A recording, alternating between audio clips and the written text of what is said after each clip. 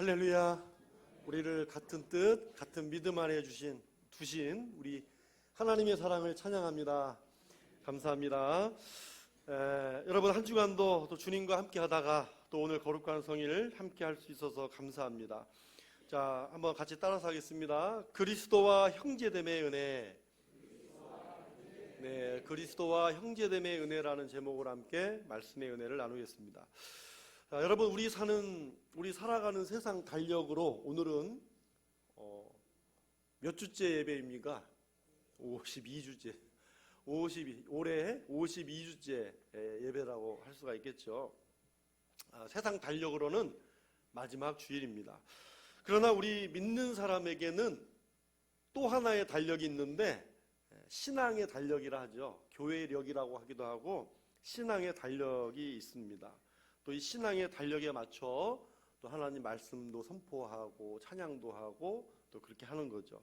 자, 오늘은 우리 신앙의 달력으로 보면 예수님이 태어나신 후에 첫 번째 맞는 주일입니다. 이게 성탄 후 첫 번째 주일이 되는 것이죠. 여러분 모두에게 임마누엘로 이 땅에 예수님 태어나셨는데 임마누엘로 오신 이 주님과 영원토록 함께 하시기를 소망합니다. 네. 자, 그렇습니다. 그리스도와 형제됨의 은혜. 자, 이 제목을 함께 나누면서 여러분 성경에는 목자와 양, 신랑과 신부 뭐 그렇게 예수님과 우리와의 관계를 표현을 합니다. 그런데 이 어떤 목자와 양, 신랑과 신부, 또 그리스도의 군사 뭐 이러한 표현보다 조금 더 친근한 표현이 뭘까? 예수님은 우리를 향해서 친구라고 하셨어요. 요한복음에 보면 친구라는 말도 사용하셨거든요. 아니 그런데 친구보다도 더 친근한 말씀, 더 친근하게 예수님과 우리 사이를 정의해 주시는 그 말씀이 오늘 말씀에 형제라고 나오는 거예요. 그러니까 예수님과 나 사이를 무슨 지간? 형제지간이라고 하시는 거예요. 여러분 이게 기쁘기도 하고 놀랍기도 하고 의아하기도 하죠. 나의 예수 그리스도께서 나를 형제 삼아 주셨다라는 것입니다. 자, 그러면 그럼 도대체 예수님과 나, 그리스도와 내가 어떻게 형제가 되었을까? 사실 예수님과 우리라고 하면 우리는 예수님이라는 이름에 굉장히 익숙해 있잖아요. 예수님이라는 이름이 더 친근하거든요. 근데 예수님과 형제됨의 은혜라고 하지 않고 그리스도와 형제됨이라고 할 때 이게 더 훨씬 무게가 있고요. 중요하다는 것입니다. 그리스도. 어떻게 우리가 메시아, 기름 부음 받은 자와 형제가 될 수 있을까? 어떻게 됐을까요? 우리 10절을 같이 한번 읽겠습니다. 그러므로 만물이 그를 위하고 또한 그로 말미암은 이가 많은 아들들을 이끌어 영광에 들어가게 하시는 일에 그들의 구원의 창시자를 고난을 통하여 온전하게 하심이 합당하도다. 아멘. 자, 어떻게 형제 되게 하셨을까?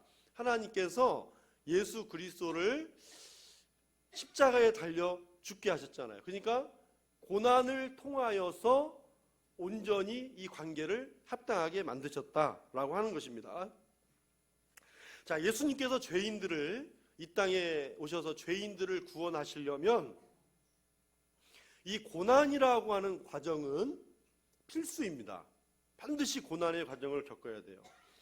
그럼 이 고난을 받으시려면 이 땅에 몸을 입고 오셔야만 하는 거예요. 그리고 십자가의 죽으심을 통해서만이 구원의 창시자로 온전하고도 합당한 일이 되는 것입니다. 그래서 히브리서 9장 22절에 보면 아담의 범죄 이후로 피 흘림이 없은즉 사함이 없느니라 그렇게 말씀하세요. 피 흘림이 없으면 사함도 없다. 이게 무슨 말씀이냐면 성육신에서 사람으로 오셨다 할지라도 예수님께서 성육신 하셔서 이 땅에 오셨다 할지라도 만일에 십자가에 피 흘림이 없으시다면 우리의 구주가 되실 수가 없다는 얘기예요. 만일이라고 그랬어요. 또 어디 가갖고 우리 목사님이 그랬는데 그러면 안 돼. 여러분 만일에 예수님이 성육신에서 이 땅에 오셨다 할지라도 십자가에 죽지 아니하시면, 피 흘리지 아니하시면 우리의 그리스도가 될 수가 없다라고 하는 거죠.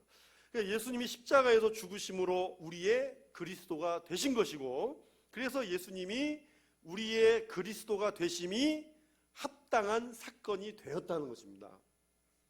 그러면 그리스도와 형제됨의 은혜는 어디로부터 온 것일까요? 이 시초 어디서부터 왔느냐? 우리 9절 하반절을 같이 읽겠습니다. 9절 하반절 시작. 이를 행하심은 하나님의 은혜로 말미암아 모든 사람을 위하여 죽음을 맛보려 하심이라. 아멘. 그렇습니다. 그리스도와 형제됨의 은혜는 누구로부터 왔다고요? 하나님의 은혜로부터 왔다는 얘기예요. 그런데 이 은혜는 이례적인 은혜가 아니라고 하는 거죠. 그리스도와 형제된 이후부터 지금도 누리고 있고 주님 다시 오실 때까지 누리게 하신 하나님의 은혜인 것입니다. 그러면 지금도 저와 여러분이 그리스도와 형제되어 누리고 있는, 임마누엘로 오신 우리 주님이 우리와 형제되어 누리고 있는 이 은혜가 이미 우리에게 다 주어졌지 않습니까? 이 송년주일 아침 이 은혜를 다시 한번 일깨우고 저와 여러분 안에 믿음과 확신으로 2019년 이 마지막 주일 감사하면서 이 믿음을 붙들고 출발하는 귀한 말씀이 될 수 있기를 주님의 이름으로 축원합니다. 첫째는 그리스도와 형제되어서 이제 되었습니다. 형제되어 누리고 있는 은혜를 우리가 살펴보자 합니다. 첫째로 누리고 있는 그 은혜는 뭐냐면, 따라서 하시겠습니다. 하나님의 자녀. 그래요. 그리스도와 형제되어 누리고 있는 은혜는 하나님의 자녀가 된 은혜인 줄 믿습니다. 우리 11절 상반절을 같이 읽겠습니다. 거룩하게 하시는 이와 거룩하게 함을 입은 자들이 다 한 근원에서 난지라. 다 한 근원에서 난지라 그랬어요. 이 말이 도대체 무슨 말일까요? 그리스도와 저와 여러분이 한 형제가 되었는데 한 근원에서 나왔다는 거예요. 이것을 성경적으로 보면 빌립보서 2장 6절에 보면 예수 그리스도는 근본 하나님과 본체시라고 그랬잖아요. 근본 하나님과 본체시다. 그러니까 그리스도는 하나님으로부터 오신 거예요. 그럼 성도는 뭐예요? 저와 여러분 누구예요? 창세기 1장 26절에 보면 성도는 하나님의 형상대로 지음받은 사람들이에요. 지음받은 사람의 모습을 다시 회복한 사람이라고요. 우리 안에 그 생기가, 그 생명이 우리 속에 역사하는 사람들이란 말이죠. 그래서 베드로 사도는 이런 사람들을 가리켜서 하나님의 성품에 참여하는 자라고 그랬어요. 예전 성경에 보면 신의 성품에 참여하는 자라고 그랬고, 그래서 여러분 성도들은요, 이런 모든 은혜로 말미암아 하나님의 자녀가 되는 권세를 입었고, 로마서 8장에서는 장차 그리스도와 함께 하나님의 나라를 유업으로 상속받을 자로 저와 여러분을 말씀하고 있습니다. 그러면 한 근원에서 그리스도께서 오셨고, 한 근원으로 말미암아 우리가 하나님의 자녀가 되었으니 그리스도와 나는 무슨 지간? 형제지간이 성립이 된다 그 말이죠. 동일하게 하늘나라의 유업을 받고 상속을 받는 그런 그리스도와 형제지간이 성립이 된다.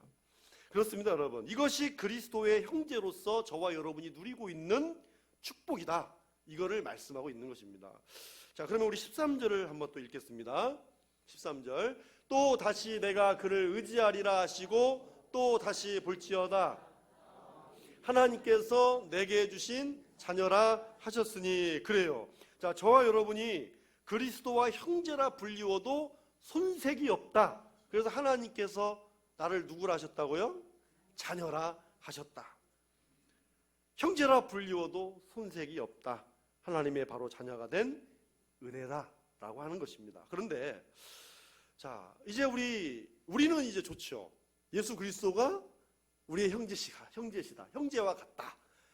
우리는 기분도 좋고 우리는 굉장히 아멘 할 수 있지만, 여러분 예수님 입장도 생각해 보셨어요? 예수님 입장. 여러분 만일에 하나님의 아들 예수님이 하나님의 자녀된 우리를 향해 하나님의 아들 예수님이 하나님 아버지께 그러는 거예요. 아니, 나를 어떻게 보시고 저 죄인들과 같은 급으로 두시냐? 십자가에서 순종하는 것은 내가 어떻게 할지라도 그래도 내가 구원한 사람인데, 내가 구원한 사람인데 어떻게 나와 같은 급으로 두겠느냐? 여러분, 만일 우리가 예수님이 이렇게 말씀하신다면, 여러분 예수님이 이렇게 말씀하셨어요? 성경에 없는 얘기죠. 그러나 여러분, 이걸 가만히 생각해 보면서 설령 주님이 이렇게 말씀하셔도 할 말은 없을 것 같아요. 왜? 이것도 성경에 없는 말이에요. 그러나 여러분, 하나님의 아들 예수님이 어떤 반응을 보이셨는가? 우리 11절 하반절을 같이 읽겠습니다. 그러므로 형제라 부르시기를 부끄러워하지 아니하시고. 자, 우리를 형제라 부르시기를 뭐 하지 않으셨다고요? 부끄러워하지 않으셨대요. 부끄러워하지 않으셨다. 자, 여기 부끄러워한다라고 하는 말은 좀 더 정확한 의미로 부끄러워한다, 이 말은 수치를 느낀다 그 말이에요. 여러분, 부끄럽다보다는 수치가 좀 더 느낌이 강하죠. 예, 이게 수치를 느낀다 그 말이거든요.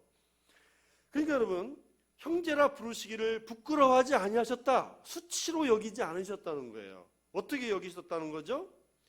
그리스도께서 우리와 형제됨을 부끄러워하지 않고 기꺼이 십자가의 고난을 감당할 만한 가치로 여겼다는 거예요, 우리를. 그리고 여러분, 오히려 예수님은 우리가 예수님과의 형제 자매가 된 것을 자랑스럽게 여기셨다는 거예요. 자, 로마서 1장 16절을 같이 읽겠습니다. 내가 복음을 부끄러워하지 아니하노니 이 복음은 모든 믿는 자에게 구원을 주시는 하나님의 능력이 됨이라. 사도 바울은 이미 이것을 알고 있는 이 바울은 내가 복음을 뭐하지 아니하노니 부끄러워하지 아니한다는 거예요. 내가 예수 믿는 것을 부끄러워하지 않는다는 거예요. 내가 예수 복음을 전하고 주님을 위해 당하는 고난을 부끄러워하지 않는다는 거예요. 그런데 저와 여러분은 혹시 어떻습니까? 예수님을 부끄러워하고 계십니까? 요즘 시대의 이 상황을 보면 많은 사람들에게 듣습니다. 요즘에는요, 예수 믿는다는 말 하기가 무섭습니다. 두렵습니다. 부끄럽습니다. 이런 말을 들어요. 왜냐하면 자신감도 떨어지죠. 자신감도 떨어지고 전도하는 일도 주저하게 돼요. 그런데 무엇보다도 전도하는 일을 주저하게 되냐면 세상의 사람들이 이미 자기들의 방어 무기를 다 가지고 있어요. 저 사람들이 얘기를 하면, 그리스도인들이 얘기를 하면 내가 무엇으로 방어하리라, 딱 이미 방어막을 다 가지고 있지 않아요? 요즘 이 시대 어떻습니까, 여러분? 사실 뭐 이거는 이제 원고에 없지만, 준비한 건 아니지만, 여러분, 신천지가 늘 그들의 그 전단지에 빼놓지 않고 늘 나눠준 그 내용이 뭐예요? 한기총이잖아요. 한기총을 비방하는 거. 그런데 그 한기총의 누구씨로 인해서 그냥 굳이 한기총을 비난하지 않아도 신천지는 앉아서 코 풀고 있는 거예요. 그러지 않습니까? 알아서 해주잖아요. 알아서. 그래서 그러한 일들을 여기 화곡역, 발산역, 우장산역 여러 등등 다 그런 지역 안에서, 그런 지역들 안에서 그냥 이 전단지를 막 나눠주는데 어떤 학생이 가다 봤어요. 학생이 묵 해가지고 확 버리니까 그 신천지가 뭐라고 말하는지 아십니까? 저 들었어요. 요즘 것들은 아주 인성이 못돼 먹었다고. 그러더라니까. 그 꾸겨갖고 버리는 청년, 그 학생이에요, 학생. 요즘 것들은 인성이 안 돼 있다고 막 그러면서 막 그러더라고요. 들었어요, 직접. 어쨌든 그러한 일들로 인해서 이미 방어막을 다 가지고 있어요. 야, 기독교가 그러지 않냐? 여러분, 그런 일을 할 때 이제 뭐 믿음이 우리가 흔들리는 것은 아니에요. 믿음이 흔들리는 게 아닙니다. 근데 사실 우리가 그런 마음이 있다면 그런 마음들도 고치셔야 돼요. 왜냐하면 우리 마가복음 8장 38절을 읽겠습니다. 8장 38절 시작. 누구든지 이 음란하고 죄 많은 세대에서 나와 내 말을 부끄러워하면 인자도 아버지의 영광으로 거룩한 천사들과 함께 올 때에 그 사람을 부끄러워하리라. 아멘. 여러분, 지난 우리 성탄절 있죠? 며칠 전 성탄절에 그 이슬람 손에 의해서 나이지리아에서 기독교인 11명이 순교했습니다. 참수를 당했어요. 성탄절날. 기사 내용은 참수라고 그랬지만 우리가 볼 때는 복음을 위대하게 자랑스럽게 여긴 오늘날의 위대한 순교자들입니다. 여러분 그렇게 동의하시겠습니까? 그들 위대한 순교자들이에요. 근데 여러분 핍박과 이렇게 막 외적으로 혼란이 올 때는 우리가 믿음이냐 배신이냐, 믿음이냐 배반이냐 확실해집니다. 오히려 외적인 핍박은 딱 저 사람이 믿음이 있냐 배신하냐 그게 딱 갈라져 버려요. 눈에 딱 띄거든요. 그래서 우리가 참 예수 믿기 좋은 환경 속에 살아간다는 건 감사한 일이지만은 그러나 여러분 더 위험하다라는 것도 항상 염두에 두셔야 되는 거예요. 여러분 예수 믿기 좋은 환경이라고 해서 예수 잘 믿습니까? 여러분 때로는 게을러지고 나태해지고요. 더 편안한 걸 추구하게 되고 여러분 더 예수 믿기 좋은 환경에서 더 위험해질 수가 있어요. 더 우리의 신앙이 퇴보할 수가 있단 말이에요. 여러분 어쩌면 예수 믿기 좋은 환경이 더 확실한 믿음이 요구될 수가 있어요. 많은 유혹과 미혹이 있기 때문입니다. 근데 여러분 예수 그리스도는 우리를 부끄러워 아니하시고 형제 자매라 불러주셨는데 이 예수 믿기 좋은 환경 속에 살아가면서 나는 예수 믿는 것을 부끄럽게 생각할 수가 있습니다. 자, 교회에서는 더 이상 어디 찾아볼 수도 없는 그런 믿음의 사람처럼 보이는데 일터나 사업장이나 또 믿지 않는 사람과 또 거래자리 하는 데 있어서도 식사할 때 내가 예수 믿는 걸 감추기 위해서 기도하지 않고 식당에서 이런 또 봤어요. 이렇게 대부분 이 사람들은 예수 믿는 사람이다. 식당에서 이렇게 기도하면 이렇게 하면 당연히 예수 믿는 사람들이죠. 근데 어떤 분들은 내가 기도하지 않은 척 하려고 눈을 감고 이렇게 하시는 분들도 있고, 은근슬쩍 기도를 하는데 나는 아니다. 그런 식으로 이제 밖으로 보여주고 싶은 거겠죠. 그렇습니다, 여러분. 그렇게 할 때도 있고, 내가 또 일하는 장소에, 여러분 믿지 않는 사람들 어떻게 사업장 이렇게 들어가 보면, 왜 이렇게도 달마 대사 사진은 그렇게 큰 걸 갖다 놨는지, 달마 액자는 그렇게 큰 걸 놨는데, 성구 액자 하나도 없이, 정말 예수 믿는 흔적을 나타내지 않는 곳이 있을지 모르겠습니다. 오늘 저와 여러분은 하나님의 자녀로서 이 그리스도와 한 형제됨의 은혜가 얼마나 놀랍습니까? 얼마나 큰 은혜입니까? 얼마나 자랑스러운 일입니까? 여러분 하나님은 그리스도와 형제된 저와 여러분이 하나님의 자녀가 된 권세를 오늘도 누리기 원하십니다. 세상이 뭐라 해도 십자가의 죽음을 통해서 하나님의 자녀가 되게 하심으로 그리스도와 형제가 되게 하신 이 은혜는 지금도 저와 여러분이 가지고 있는 놀라운 은혜임을 믿음으로 받으시기를 바랍니다. 둘째로, 그리스도와 형제되어 누리고 있는 은혜 따라서 하겠습니다. 영원한 생명. 그래, 영원한 생명을 받은 은혜입니다. 우리 14절 상반절을 같이 읽겠습니다.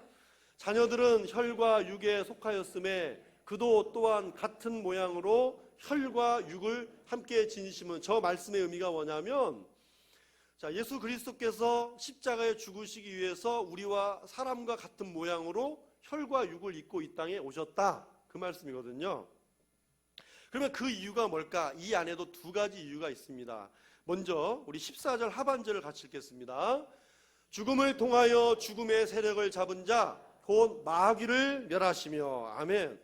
이 죽음을 통하여 죽음의 세력을 잡은 자 곧 마귀를 멸하셨다라고 말씀하는 거예요. 그러니까 마귀를 멸하려면 죽음을 통해서, 십자가의 죽음을 통해서만이 가능하다는 거예요. 즉 이 말도 다른 말로 바꿔보면 예수님이 이 땅에 혈과 육으로 우리와 같은 모양으로 오셨다라고 해서 마귀가 멸하는 건 아닙니다, 이 말이에요. 자, 적어도 예수님이 이 땅에 오셨을 때 이미 마귀 권세들은 벌벌 떨고 무력화가 되었습니다. 그러나 멸할 수는 없는 거예요. 이 멸한다는 것은 오직 예수 그리스도의 십자가로 말미암는 거거든요. 그러니까 여러분, 예수님이 우리와 같은 모양으로 이 땅에 오셨어도 반드시 십자가에서 죽으셔야 마귀를 멸하실 수가 있습니다. 그래서 여러분, 성육신만 아니라 십자가에 죽으셔야 다 이루는 건데, 자, 말씀을 드렸어요. 예수님이 십자가상에서 맨 마지막 말씀이 무엇입니까? 다 이루었다잖아요. 이 다 이루었다를 선포하신 예수님을, 2000년 전에 예수님을 믿으면 오늘도 이 시간과 공간을 초월해서 우리에게 죄사함과 용서를 주시고, 또 시간과 공간을 초월해서 오늘 이 순간에도 저와 여러분은 그분의 이름으로, 내 형제가 되신 예수 그리스도의 이름으로 마귀를 멸하실 수 있는 것입니다. 그래서 야고보서 4장 7절은 그리스도와 형제된 사람들에게 확실한 약속을 주세요. 우리 야고보서 4장 7절을 읽겠습니다. 그런즉 너희는 하나님께 복종할지어다. 마귀를 대적하라. 그리하면 너희를 피하리라. 아멘. 그렇습니다, 여러분. 십자가에서 죽으시고 부활하시고 승천하시고 하늘 보좌 우편에 오늘도 살아계신 예수 그리스도로 말미암아, 우리의 형제된 예수 그리스도로 말미암아 마귀를 대적할 수 있다는 거죠. 대적할 수 있다. 십자가에서 죗값을 다 지불하셨기 때문에 마귀는 더 이상 우리를 지배할 수가 없다는 것입니다. 더 이상 죽음의 세력이 역사하지 못하는 거예요. 예수님이 자신의 죽음과 부활을 통해 우리에게 우리를 죄에서 해방시켜 주시고 결코 정죄함이 없게 하셨습니다. 그렇습니다, 여러분. 성도들은, 그리스도와 형제된 저와 여러분은 마귀의 지배에서 완전히 벗어난 줄 믿으시기 바랍니다. 이것이 현재 그리스도와 형제라고 불리우는 저와 여러분의 위치라는 거예요. 다음, 인간의 몸을 입고 오신 두 번째 이유는 아까 우리 함께 같이 따라한 말씀이잖아요. 우리에게 영원한 생명을 주시기 위함입니다. 여러분, 세상은 죽으면 끝이라고 말하는 사람들이 있어요, 없어요? 있어요. 죽으면 끝이라고. 그러나 그렇지 않습니다. 우리 요한계시록 21장 8절을 읽겠습니다. 그러나 두려워하는 자들과 믿지 아니하는 자들과 흉악한 자들과 살인자들과 음행하는 자들과 점술가들과 우상 숭배자들과 거짓말하는 모든 자들은 불과 유황으로 타는 못에 던져지리니 이것이 둘째 사망이라. 몇째 사망이라고요? 예, 둘째 사망. 둘째 사망이 있으면 그 앞에 무슨 사망이 있어요? 예, 제가 그 앞이라고 한 이유는 그냥 몇 번째 사망이 또 있냐 했더니 어떤 분이 셋째 사망이에요. 셋째는 없어요. 첫 번째, 첫째 사망, 둘째 사망이 있어요. 첫째 사망은 뭔가요? 여러분, 예수님을 믿는 사람이나 안 믿는 사람이나 누구나 한번 정하신 대로 죽습니다. 그러죠? 예. 별로 마음에 내키지 않아도 그냥 그렇잖아요. 맞잖아요. 그죠? 예, 인정하시잖아요. 자, 그래요. 믿는 사람이든 믿지 않는 사람이든 누구나 육신으로 사는 인간은 한번 죽습니다. 그러나 여러분, 주님이 다시 오실 때 앞서간 성도들이 있고 또 주님을 살아있어서 주님을 맞이할 성도도 있겠죠. 네, 나는 어느 쪽이 더 훨씬 나은 것 같아요. 네, 어쨌든 앞서간 성도들은 무덤문을 열고 신령한 몸으로 부활할 것입니다. 살아서 주님을 맞는 성도는 살아서 영광스러운 몸으로 변화될 것입니다. 그렇게 주님을 맞이하는 거잖아요. 그런데 여러분, 예수 믿는 사람만 그런 게 아니라 믿지 않고 죽은 사람도 부활을 합니다. 그러나 우리는 생명의 부활로, 그들은 심판의 부활로 나아가요. 근데 그 심판이 뭐냐? 그게 둘째 사망으로 가는 길이라 하는 것입니다. 그러니까 믿는 사람이나 안 믿는 사람이나 한 번 다 죽어요. 첫째 사망이 있는데 주님이 다시 오실 때 믿는 사람은 영원한 생명으로, 믿지 않는 사람은 영원한 죽음으로 간다는 거예요. 그러니까 여러분, 믿는 사람들은 한 번 죽고 영원히 살지만 믿지 않는 사람들은 몇 번 죽는 거예요? 2번 죽는 것이다, 그 말이죠. 여러분, 그렇습니다. 예수님은 영원한 생명을 가지신 분이십니다. 예수님은 십자가에서 죽으시고 부활하셔서 생명을 가지신 게 아니라 예수님은 영원한 생명을 가지고 이 땅에 오신 분이에요. 그분은 우리의 생명의 떡이시고 생수시란 말입니다.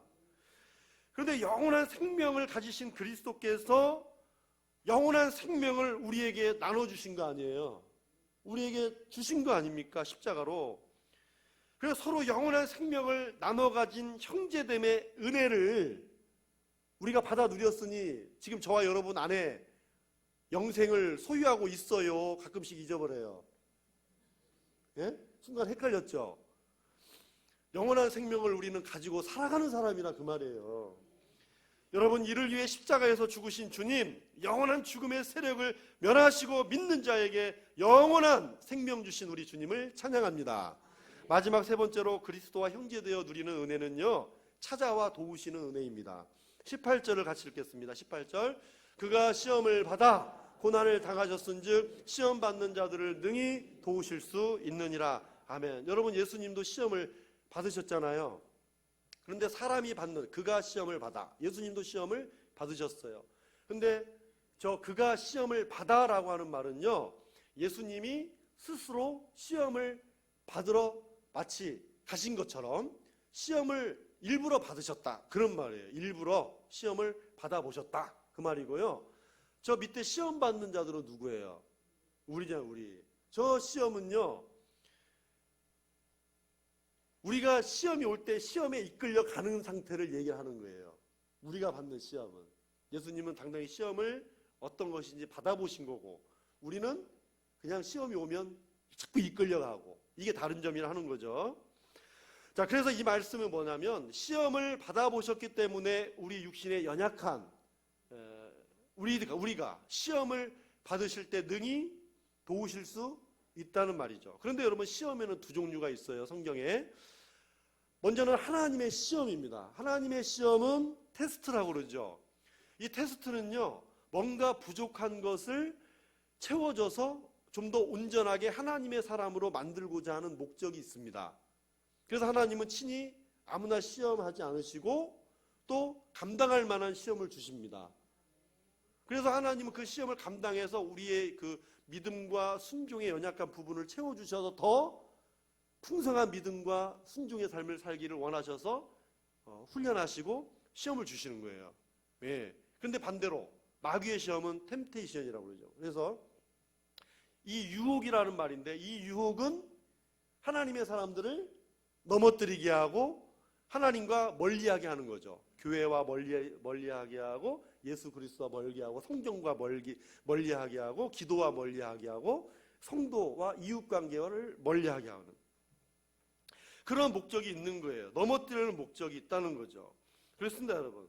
그렇다면 하나님은 친히 아무나 시험하지 않으시므로 우리 인간사의 대부분의 시험은 마귀의 시험일 가능성이 있다는 겁니다. 자, 예수님도 마귀의 시험을 받으셨잖아요. 공생애를 시작하실 때 40일간 금식하시고 난 다음에 돌로 떡을 만들어라, 성전 꼭대기에서 뛰어내려라, 나에게 절하면 천하 만국을 주겠다. 이 세 가지 시험. 근데 여러분, 사도 요한은 이것을 육신의 정욕, 안목의 정욕, 이생의 자랑이라 그랬습니다. 그러니까 우리 인간사에서 뭐 100가지, 10,000가지, 수만 가지 시험이 있지만 그 시험을 이 세 가지로 요약할 수가 있다는 거예요. 우리가 당하는 모든 시험은. 자, 겟세마네 동산에서 예수님이 기도하실 때에 자, 천사가 하늘로부터 예수님의 기도를 도우셨습니다. 여러분, 하나님의 아들이신 예수님이 왜 기도에 도움을 받으셔야 됐을까? 인간이라면 우리 같으면 도움을 받아야 되겠죠. 그런데 하나님의 아들 예수님이 지금까지 기도하시면서 도움을 받고 기도하신 적이 없습니다. 그런데 왜 이 순간에 기도를 받으셨을까? 도움을 받으셨을까? 여러분, 이 잔을 내게서 옮겨달라는 그 고통스러운 마음에 여러분 갈등이 있는 거예요. 그 갈등을 성령께서 도우시고 십자가의 길을 갈 수 있도록 결단하게 해주신 거거든요. 또 이것은 유혹은 아닙니다. 근데 십자가상에서 엘리 엘리 라마 사박다니 무슨 뜻입니까? 나의 하나님, 나의 하나님 어찌하여, 이게 사순절 때 막 기억하시죠? 나의 하나님 어찌하여 나를 버리셨나이까? 자, 그렇게 외치셨어요. 여러분, 예수님은 분명히 신성과 인성을 겸비하신 하나님이세요. 참 하나님이시며 참 인간이시죠. 자, 그러나 십자가에서 죽으시는 그 순간만큼은 혈과 육을 가지고 오신 인간으로서 십자가에 죽으신 거예요. 그래서 예수님은요, 인간이 당할 수 있는 최고의 시험들을 다 이겨내신 거예요. 인간이 당할 수 있는 모든 시험을 다 당하셨기 때문에 성도들이 어떤 시험을 당하더라도 그분은 능히 도우실 수 있는 분인 줄 믿으시기 바랍니다. 제가 주중에 인터넷 창을 한번 열어봤는데요, 밑에 제목에 하나님이 미워요. 이게 무슨 말이지? 뜬금없이 성탄절 지나고 난 날 하나님이 미워요. 어떤 배우의 영상이었어요. 자, 그래서 뭔가 궁금하잖아요. 도대체 그것도 뭐 하느님도 아니고 하나님이라는 말이 정확히 나왔으니까 한번 영상 한번, 제가 좀 편집한 건데 좀 미숙하더라도. 암 투병 하시면서 가장 큰 변화가 종교라고 하는 게 종교를 바꿨습니다. 원래 불이었죠, 불. 네. 불교. 이 상황을 먼저 얘기해야 되는데 뭐 암도 컸고 국정암 자체도 또 사망률도 높고 네네네. 시사율도 뭐 그래갖고 좀 살아야 되겠다. 살고 그렇죠. 싶다. 그 이런 의지가 생각. 있어야 되니까. 의사 선생님도 또 너무 상황이 안 좋다 막 이렇게 얘기를 하니까 그래서 이제 이게 악성이 아니었으면 좋겠다는 생각이 일단 첫 번째였고 그럼 뭐 방법이 없잖아요. 그래서 밤에 부처님한테 기도하긴 그렇고 다 하나님한테 기도하잖아요. 대충. 근데 그 전에 이제 기도하기 전에 내가 만약에 좀 이번에 좀 나한테 좀 좋아지거나 그래서 살게 해주면 그냥 교회 진짜 다니겠다. 조건을 붙였구나. 설마 뭐 그냥 그랬는데 진짜 나타나신 거예요. 아, 그래요? 네, 꿈에서. 아. 그래가지고 네, 십자가를 주시더라고요. 와. 그래서 받아서 이제 뭐 그때부터 기도하는데 결과도 좋고. 아니 이제 그 다음날 완전 이제 기분 좋게 이제 아침에 결과를 기다렸는데 결과는 또 안 좋은 거예요. 악성인 거예요. 그래가지고 그날 저녁에 또 하나님 보고 엄청 했죠. 그럴 수 있어요, 충분히요. 밤에 뭐 이런 나쁜 놈이 다 있어. 아니, 그럴 수 있죠. 그럴 수 있어, 충분히요. 그랬는데 한 번 더 나타났어요. 네, 그래가지고 그다음부터는 이제 사실 이제 전이가 됐다고 생각했는데 전이도 이제 한 곳이 아니에요. 뭐 이제 폐전이, 임파선 전이, 뭐 몸 전체 전이 이거를 따로따로 다 찍거든요. 근데 이게 하루에 나오지 않고 이제 핏말리기 한 이틀 있다 나오고 4일 있다 나오고 그러니까 그 나오는 날은 막 완전히 예민하거든요. 신경이. 근데 그게 이제 다 괜찮다고. 그래서 이제 약속을 했으니까 교회는 가야 되겠다 그래가지고 그래서 갔어요? 가고는 있는데요. 내가 나가는지 아무도 몰라요. 마스크하고 이렇게 눈 가리고 요만큼만 하고 이렇게 가서 앉아있는데 적응이 아직도 안 돼. 아, 그래요? 이 자리에 갔다는 게 좀 놀라웠네. 약속을 해? 약속을 했으니까. 이 얘기 들으면서 약간 그 크리스마스 기적 좀 그러니까 그러네. 예. 여러분, 저는 이분을 김용호라는 배우잖아요. 그죠? 많이 보셨죠? 예. 이분을 하나님께서 저는 고쳐주셨다고 믿습니다. 예, 저는 분명히 믿어요. 요즘같이 기독교가 자꾸 침체가 되고 정말 낙심할 만한 이때에 지상파 방송에서, 예? 지상파 방송이잖아요. 방송에서 하나님, 보통 뭐 하느님이라는 말이 많이 나오는데 하나님이라는 문구를 정확하게 놓고 또 이 유명한 배우의 개인적 체험임에도 불구하고 주관적 체험임에도 불구하고 이 지상파 객관적 방송을 타고 이렇게 나온 것은 또 긍정적이라고 생각을 해요. 한편으로는 또 다행이다, 긍정적이다.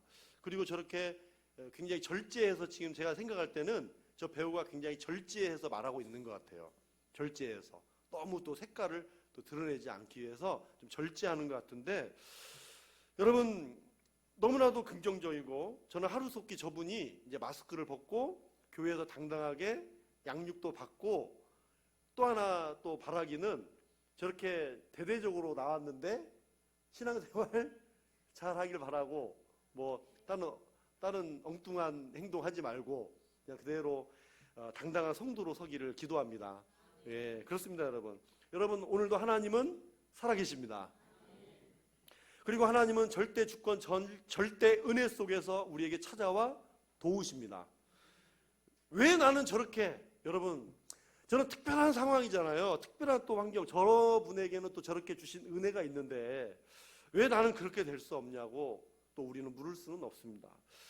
여러분, 성경에 똑같은 사도라도 사도 베드로는, 요한은, 또 베드로도 살아났고 감옥에서, 사도 요한은 끝까지 살아남아 사명을 감당했고, 사도 야고보는 일찍이 순교를 했습니다. 자, 누구는 좋고 누구는 안 좋다, 그거는 절대 말할 수가 없는 문제예요. 왜냐하면 하나님의 뜻과 하나님의 주권 속에서 나타나는 뜻이 다 다르기 때문에 누구는 좋고 누구는 안 좋다, 이걸 말할 수 없는 거예요. 저와 여러분도요, 다 다를 수 있어요. 그러나 분명한 것은, 동일한 것은, 그리스도와 형제되어 누리는 은혜 중에 동일한 것은 우리 삶이 하나님의 주권과 하나님의 은혜, 하나님의 뜻 가운데 있다는 것은 분명하다는 것이죠. 하나님께서 저와 여러분에게 두신 뜻을 따라 가장 선하고 아름다운 모습으로 찾아오시는 은혜가 함께 하시기를 바랍니다. 오늘 송년주일을 맞은 저와 여러분, 이 은혜를 다시 한번 마음에 새기시고요, 하나님의 자녀된 은혜, 나에게 영원한 생명 주신 이 은혜, 그리고 나를 사랑하셔서 찾아와 도와주시는 예수님과 형제된 이 은혜는 정말 놀랍고도 큰 은혜인 것입니다. 예수님은, 하나님은 로마서에 보면 예수님을 우리에게 보내실 때 그의 맏아들을 보내셨다라고 하셨어요. 맏아들을. 여러분, 그렇다고 우리가 예수님을 형님, 오빠 라고 부를 수는 없지만, 차마 그렇게 우리가 부를 수는 없지만, 그래도 오늘 저와 여러분이 우리 예수 그리스도 한 형제됨을, 이 은혜를 감사하면서 여러분, 내년에도 이 은혜들이 더욱더 풍성할 수 있기를 주님의 이름으로 축원합니다. 우리 옆에 분과 이렇게 한번 인사 나누겠습니다. 하나님은 살아계십니다. 네. 사랑과 은혜가 풍성하신 우리 하나님 아버지, 감사합니다. 오늘 임마누엘로 오신 우리 주님이 오늘 성탄 후 첫 주일로 주님 앞에 드리며, 또 이 송년주일로 드리며, 모든 것이 다 하나님의 은혜로부터 시작되었고, 또 그리스도와 함께 형제됨의 이 귀한 은혜를 우리에게 주셨으니, 우리를 하나님의 자녀로 인정하시고 영원한 생명을 받은 참으로 거룩한 사람으로 인정해 주시고, 또 찾아와 도우시는 또 한 형제됨을 확인케 하시니 감사하면서, 이 은혜가 지금까지 지내온 모든 은혜예요, 또 앞으로도 우리에게 남은 모든 인생의 길을 달려갈 때도 이 동일한 은혜가 여기 오늘 예배드리는 우리 사랑하는 성도들의 모든 삶에 하나도 빠짐없이, 우리 사랑하는 믿음의 식구들 한 심령도 빠짐없이 이 풍성하신 은혜를 다 누릴 수 있도록 축복해 주시옵소서. 우리는 하나님이 살아계심을 믿습니다. 이 살아계신 하나님의 놀라우신 역사가 오늘 우리 삶에, 또 심령에, 또 질병에, 또 우리의 모든 가정과 일터에 하나도 빠짐없이 다 간섭하여 주시옵시고, 우리 하나님께서 손잡아 일으켜 주시는 놀라운 은혜들을 경험하는 우리 산소만교회 믿음의 식구들이 다 되게 하여 주시옵소서. 10의 1조와 감사의 물과 성정원 주계물과 또 선교의 물을 주님 앞에 올려드립니다. 약속의 말씀을 믿고 믿음과 순종과 헌신으로 예물을 드리고, 우리가 풍성하고 남아서 드리는 게 아니라 진정한 감사로 하나님 앞에 헌신하는 이 감사의 예물을 주님 앞에 드리고, 주님의 몸된 교회, 핏값으로 세워주신 이 교회를 사랑하며, 또 교회의 이 시대적 사명을 감당하기 위하여 선교 예물을 통해 아버지 하나님께 영광을 올려드리고 하나님 나라와의 확장을 위하여 이 믿음으로 드리는 이 귀한 예물들, 오늘 우리 사랑하는 산소만교회 교회의 창고가 또 차고 넘치게 하시고, 또 이 예물이 쓰여지는 곳에 하나님 나라가 확장되어지는, 하나님께 영광 올려드리는 이 복된 예물 되게 하여 주옵소서. 이 예물을 드리는 우리 사랑하는 모든 섬김의 손길들, 참으로 경배하는 이 손길들, 이 마음 중심, 주여 하나님의 약속의 말씀을 믿으며, 또 감사로 하나님을 영화롭게 하며, 또 이 사명을 잘 간직하고 주님 앞에 드리는 우리 사랑하는 우리 믿음의 식구들의 손길과 또 중심을 기억하여 주셔서 쌓을 것이 없도록 부어주시는 우리 하나님의 은혜를 누리게 하옵소서. 더욱더 감사의 기적과 감사할 제목들이 차고 넘치도록 우리의 가정과 일터를 돌보아 주시옵소서. 힘들고 어려운 자리에 있습니까? 우리 주님, 나의 형제 되신 예수 그리스도께서 찾아와 주시는 이 은혜가 있습니다. 우리 주님을 향해 부르짖고 기도할 때마다, 내 손을 들어 우리 주님을 간절히 구할 때마다 우리 주님은 풍랑이는 바다랄지라도 걸어오실 줄 믿습니다. 걸어오셔서 찾아와 주셔서 우리를 도우시는 하나님의 은혜를 우리가 누리고, 이 모든 것이 나의 모든 믿음의 인생길 가운데 남겨줄 수 있는 유산이 되게 하여 주시옵시고, 아버지, 이 모든 것들이 참으로 우리의 가정과 또 교회를 살리는 거룩한 믿음의 역사들이 되게 하여 주시옵소서. 우리 산소망교회의 선교와 전도의 문을 열어주시고 지경을 넓혀주시니 감사합니다. 참으로 이 사명을 잘 감당할 수 있도록 우리 사랑하는 모든 성도들의 심령 속에 생명 씨앗을 마음에 품고, 또 잉태하고 열매를 맺어서 우리 하나님 앞에 영광 올려드리는 우리 사랑하는 성도들 되게 하시고, 더 선교와 전도의 지경이 넓혀져서 하나님 나라 확장을 아버지 우리도 같이 소망하고 기도하며, 주님 오시는 그날까지 우리에게 부탁하신 이 준엄하신 명령을 순종하게 하여 주시옵소서. 해외로 객지로 다주로 군대로 배움의 자리에 나가 있는 우리 모든 자녀들 어디에 있든지 참으로 저들의 삶과 일터와 건강과 또 직장을 지켜주시고, 저들의 가정도 인도하여 주셔서 어디에 있든지 복된 소식만 우리 가정과 교회에 들려오게 하여 주시고, 또 우리 사랑하는 믿음의 자녀들 머리마다 지혜와 명철을 더하여 주시며, 하나님을 경외하는 지식과 지혜로 충만케 하셔서 오늘 이 어둡고 탁한 이 시대 속에서도 빛 대신 예수님 바라보며 우리 주님 사랑하며 살아갈 수 있는 참으로 우리 귀한 복된 믿음의 자녀들 되게 하여 주시옵소서. 믿지 않는 자녀들이 있습니까? 하루속히 예수 믿고 구원받아 영원한 생명을 얻게 하여 주시옵시고, 온전한 가정, 온전한 구원받는 믿음의 가문을 일으키는 우리 자녀들 되게 해 주시옵소서. 오늘도 연약한 육신을 가지고 또 심령을 가지고 또 참으로 아픔의 자리에 있는 우리 사랑하는 성도들 기억하시고 찾아가 주셔서 저들을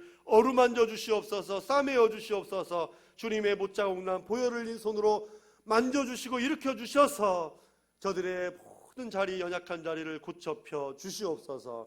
오늘도 이 나라와 민족을 긍휼히 여겨 주시옵소서. 분단된 이 조국 대한민국을 주여 긍휼히 여겨 주시고, 이제 이 분단됨과 분열됨이 하루속히 하나 되길 원하고, 참으로 하나 되어 저 북녘 땅을 통해 세계 열방을 향해서 복음을 전하러 가는 놀라운 역사가 있게 하시고 복음으로 하나 되게 하여 주시옵소서. 이 땅에 세워주신 모든 위정자들은 하나님이 세워주셨습니다. 그러나 위정자들은 또한 사탄의 도구가 되기가 쉽습니다. 하나님, 이 위정자들이 온전히 선한 마음을 가지고 참으로 우리 귀한 백성들, 민생들을 위한 잘 법지를 세우고 이 법지를 실현하고 이뤄갈 수 있는 그런 위정자들이 되게 하시고, 백성들을 위한 모든 정치가 될 수 있도록 주여 함께하여 주시옵소서. 우리 사랑하는 우리 산소망교회 믿음의 식구들 너무나 사랑하고 우리 하나님께서 너무나 귀하게 여기시는 우리 성도들, 또 이번 주에 또 송구 영신 예배가 있습니다. 온 가족이 함께 모여 2019년과 2020년을 교차하는 그 시간에 우리 하나님 앞에 첫 시간을 주님 앞에 드리고, 또 하나님께 우리의 인생을 또 맡기며 신뢰하며 나갈 수 있는 복된 예배가 되게 하여 주시옵소서. 감사합니다. 예수님의 이름으로 축복하며 기도하옵나이다. 아멘.